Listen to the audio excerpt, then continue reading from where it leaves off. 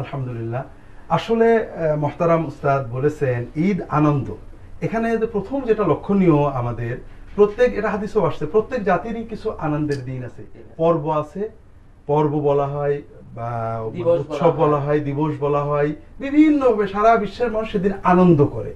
ইসলামের আনন্দের ক্ষেত্রে সবচেয়ে বড় লক্ষণীয় যে এখানে স্পিরিচুয়াল, ফিজিক্যাল, সোশ্যাল আনন্দকে একত্রিত করা হয়েছে, যেটা রেয়ার।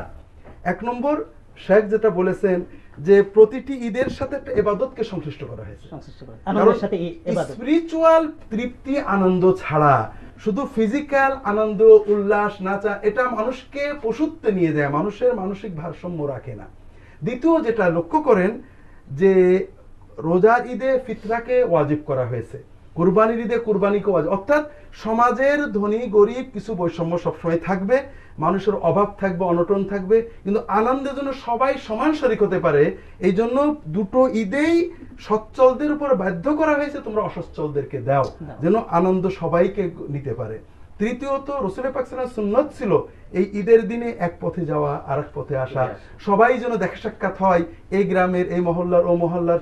এখানে একটা গুরুত্বপূর্ণ বিষয়, আজকাল আমরা ঈদটাকে একটা ওই মসজিদের নামাজ বানিয়ে ফেলেছি।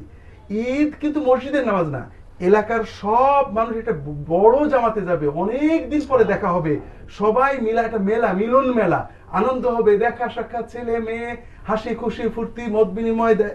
এটা মানুষের ভিতরে অনেক দূরত্ব দূর করে আনন্দ দেয়। সবচেয়ে যেটা আরো লক্ষণীয় হতে, আমরা স্পিরিচুয়াল, সোশ্যাল আমরা আনন্দ দেখলাম, সামাজিক, দৈহিক, আত্মিক, মানসিক। রাসূল পাক সাল্লাল্লাহু আলাইহি ওয়াসাল্লাম ঈদটাকে খেলাধুলার সাথে আটকে দিয়েছেন। ঈদের দিনে আনন্দ করতে হবে।